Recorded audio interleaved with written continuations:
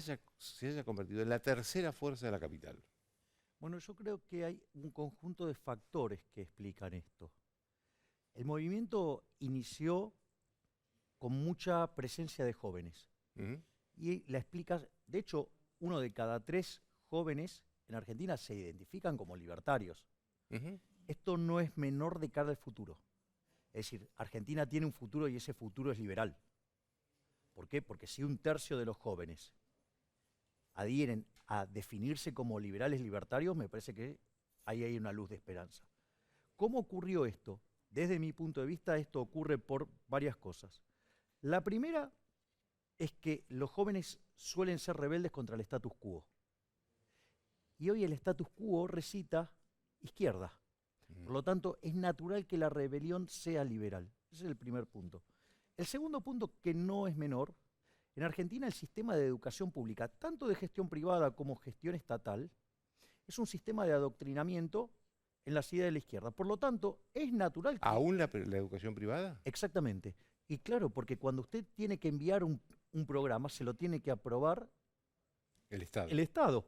Claro. Y el Estado baja una línea para que la gente sea adoradora de la religión del Estado. O sea, que los esclavos se enamoren de las cadenas. Entonces, también ahí juega un rol muy importante los jóvenes como rebelión natural hacia eso y el rol de las redes sociales. Y después, esto tampoco se puede dejar de lado, hubo un reverdecer de los valores de la libertad a partir de las cuarentenas. Es decir, la gente volvió a tomar conciencia de lo importante que es la libertad. Y eso no está solamente presente en Argentina, está presente en todas partes del mundo. O sea, y lo puede ver con distintas expresiones. Y de hecho, hay toda una construcción internacional en la que yo también soy parte, digamos, y en esa parte también está Cast en Brasil, está Bolsonaro Casa en en Chile. Chile, Bolsonaro en Brasil, Trump, digamos, lo identificaba en Estados Unidos y hay, con todos los problemas con Biden, está volviendo a reaparecer, Lasso en Ecuador, digamos, Vox en España, que es esta idea de hay que enfrentar al Foro de San Pablo, cuya idea era la Unión Soviética Latinoamericana, y que hoy está en el Grupo Puebla.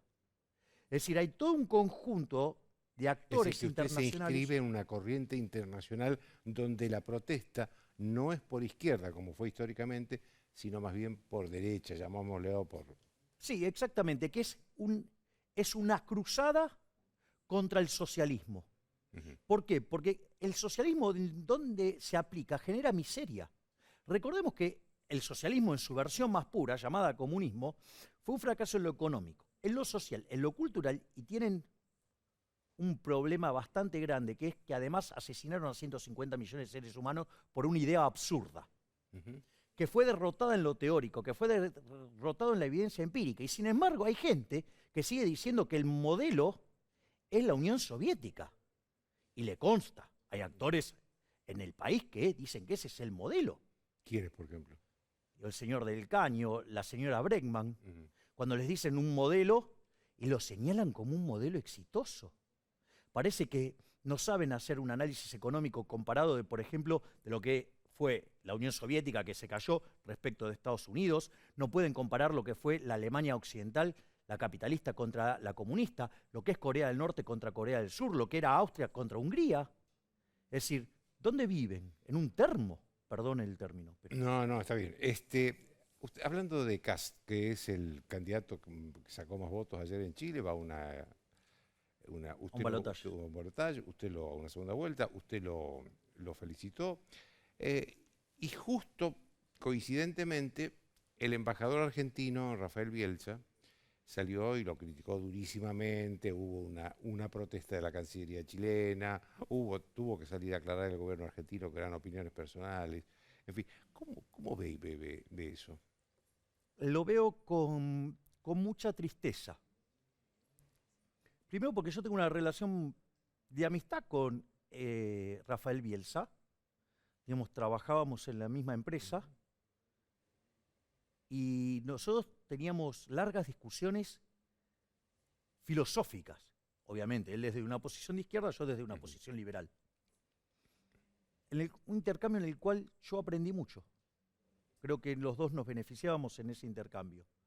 Pero una persona que ha sido canciller y ese embajador no puede cometer semejante error, desde mi punto de vista, debería ser expulsado, debería ser apartado de la función, porque no corresponde que haga esa referencia, además con la experiencia que tiene. Entonces, me parece que ahí...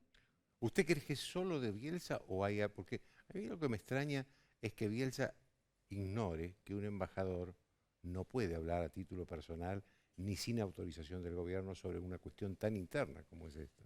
Me parece que a Bielsa le ganó la ideología sobre el cargo. Esas cosas pueden pasar en la vida real, que las pasiones le ganen a la razón y cometer ese error. Se cometió el error, tiene que pagar las consecuencias de un error tan grosero. Es más, yo le voy a señalar, o sea, porque alguien puede decir, no, bueno, porque vos sos ultra antikirchnerista.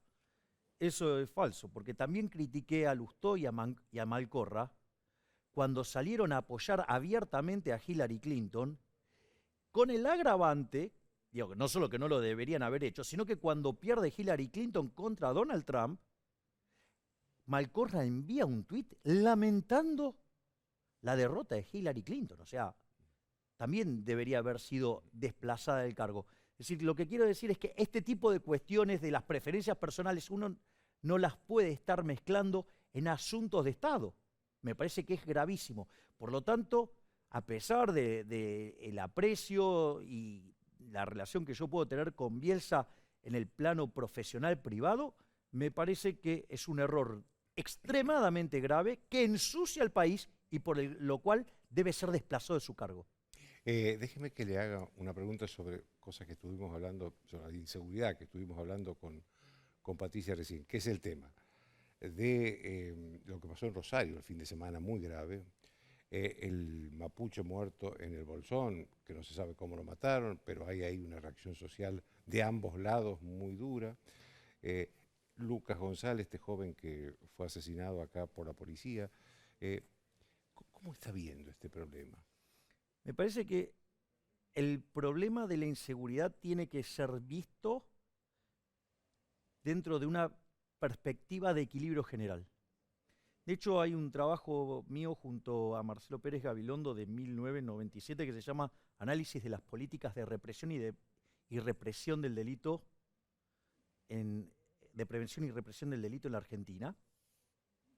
Y básicamente lo que se explica en ese trabajo, tanto desde lo teórico como desde lo empírico, que uno de esto lo tiene que entender en la lógica del funcionamiento del sistema económico, más el entramado legal que uno tiene y cómo lo aplica. Por ejemplo, en ese mismo marco usted puede derivar que las políticas implementadas o impulsadas en el gobierno kirchnerista a partir de la llegada de Zaffaroni son deplorables. Ejemplo, ¿por qué? Porque usted estaba saliendo de lo que fue la crisis de la convertibilidad. Había una recuperación cíclica furiosa. ¿Cuál debería haber sido la contracara? Cuando hay una recuperación cíclica furiosa, usted tiene aumento del empleo, aumento de los salarios reales, a usted le pasa a ser menos rentable relativamente estar en la delincuencia. Claro. Por ende, debería caer, mientras que usted está aumentando el empleo y el producto per cápita. Sin embargo, aumentó la delincuencia. ¿Por qué? Porque esas ideas que impulsó Argentina, esas ideas las impulsaban en Nueva York a mediados de la década del 60. Gary Becker, que había terminado su tesis en Chicago y se va a dar clases a Columbia, lo que dice es, esto no termina bien. Es decir, si usted le está bajando permanentemente el costo esperado a los delincuentes, ¿cuál es la contracara? La contracara es que sube el beneficio esperado. ¿Qué pasa cuando un beneficio esperado aumenta en una actividad? Y la actividad se expande. Bueno, esto es lo mismo que pasa acá. Entonces, me parece que eso, por un lado. Entonces, ¿qué quiere decir? Que cuando usted mira las leyes en Argentina, no son muy diferentes de las que hay en un país normal. Pero el problema es que no se cumplen, que no hay penas efectivas. El problema es cómo la aplican. Exactamente. Y después hay exceso de los dos lados. Entonces, si usted determinó que hay Estado, lo mínimo que cubre, la mínima definición de Estado es la del Estado gendarme, es decir, seguridad y justicia. Entonces, usted se puso de acuerdo con el tema de seguridad. La seguridad, entonces, ahora no es ni derecha ni de izquierda, es seguridad. Entonces, en ese contexto, hay reglas también en las cuales se aplica la seguridad y cuando usted se excede, eso es un abuso de autoridad y eso también tiene que ser sancionado. Es decir, pero entonces los excesos tienen que ser sancionados, pero tampoco es que vale todo para los delincuentes. Dígame, hablando ya de su profesión, ¿cómo ves esta negociación con el Fondo Monetario y cómo ves sobre todo si no hay acuerdo con el fondo y caemos en default con el fondo? A ver, vamos por partes. Situación de la Argentina. A ver, las grandes crisis de Argentina de los últimos 50 años se caracterizan por un muy fuerte déficit fiscal. El Rodrigazo, 14 puntos del PBI, en el 75, la tablita cambiaria en el 82,11, la hiperinflación de Alfonsín en el 89,8, la caída de la convertibilidad en el 2001 con 7. A ver, el año pasado tuvimos 11. Este año vamos camino a 8, porque entre nación, provincia, municipio y el Banco Central, este año vamos a tener 8, ¿no? Entonces, nivel de déficit fiscal violento. El desequilibrio monetario es el doble del que teníamos previo al Rodrigazo. El nivel de actividad, si todo le sale bien al gobierno, vamos a estar con un PBI per cápita 15% por debajo del 2011. Tenemos el salario real del 2004, 40% de pobres medido por ingreso, pero si sumamos los que no tienen acceso a la red de agua potable, a la luz y al gas, vamos a 55. Tenemos 11% de indigentes, o sea, 5 millones de argentinos que no comen.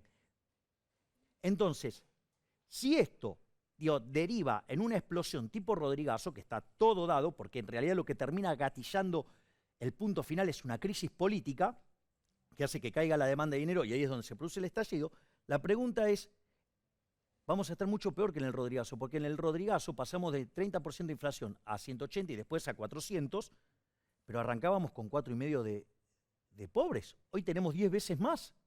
Por lo tanto, la situación es que ahí está esperando un estallido colosal. Social y económico. Exactamente. Digo, si estamos partiendo de estos niveles de pobreza e indigencia, imagínese un Rodrigazo. Va a ser un desastre. Entonces, si no se hace nada, es decir, que se siga haciendo déficit fiscal, que se lo financia con emisión monetaria y que se lo trata de mitigar esto con controles en el mercado cambiario, los desequilibrios se hacen tan grandes que son insoportables socialmente, tarde o temprano explota. Digo, que fue lo que hizo Celestino Rodrigo, y llegó un momento, se quedó sin dólares y explotó la olla de presión. Entonces, en ese contexto, lo que uno tiene es que frente a ese desequilibrio, si no hace nada, explota. Si hace lo que quiere hacer el gobierno, la ala dura, la explosión va a ser todavía muchísimo peor. Lo único que se puede hacer es un ajuste. Pero para que ese ajuste no sea doloroso para la sociedad, tiene que tener dos características. Primero, ser hecho por un gobierno que tenga reputación para que sea creíble y que de esa manera, digamos, si el ajuste no recae sobre el sector privado, sea expansivo. Pero, ¿cuál es la intención del gobierno? Es que caiga sobre el sector privado. Es decir, quiere subir impuestos, quiere bajar transferencias al sector privado. Bueno, no va a terminar bien, va a terminar siendo tremendamente recesivo. Y yo ya se lo aviso, Joaquín, yo no voy a votar ningún presupuesto con déficit fiscal, porque es inmoral.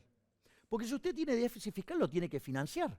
Y si yo lo financio con deuda, eso implica que le vamos a estar pasando la cuenta de la fiesta de hoy a nuestros hijos, a nuestros nietos, a nuestros bisnietos, una cosa inmoral. Si lo financiamos con emisión monetaria, eso va a generar inflación. Esto quiere decir que no solo que va a estar afectando el funcionamiento del sistema de precios, va a afectar la coordinación y eso va a afectar a la asignación de recursos y eso al crecimiento, sino que además golpea entre 25 y 30 veces más fuerte el impuesto inflacionario sobre los más vulnerables. Y si me quieren subir los impuestos, es un robo sobre el sector privado. Por lo tanto, lo primero que hay que decirle a este gobierno es que déficit fiscal, no. Y el ajuste que tiene que hacer tiene que recaer sobre la política, no puede recaer sobre el sector privado. Y si quieren avanzar en eso, yo los voy a denunciar. Los voy a denunciar frente a la sociedad que para mantener a los parásitos de la política quieren cargarle la cuenta a los que se rompen el lomo laburando. Esto no puede ser más así, Joaquín. No puede ser más. Argentina desde inicio del siglo XX hasta hoy, ¿sí? Tuvo 17 crisis, 15 son de origen fiscal. Digamos, de esos 120 años, durante 110 tuvimos déficit. Desde la mediados de la década desde la década del 50 hasta hoy, la mitad del tiempo estuvimos en recesión, todo por culpa de políticos que gastan más de lo que les ingresa. Y siempre, ¿cómo lo arreglan? Pasándole la cuenta al sector privado. Basta, se acabó. ¿Sabe por qué? Porque hoy, de ser el país más rico del mundo, somos 120. Y si seguimos así, vamos a ser la villa miseria más grande del mundo. Entonces, basta, se acabó con este modelo de casta que roba. Gracias, Javier. Gracias a usted, Joaquín. Una pausa y voy a hablar yo sobre el tema Chile y Bielsa.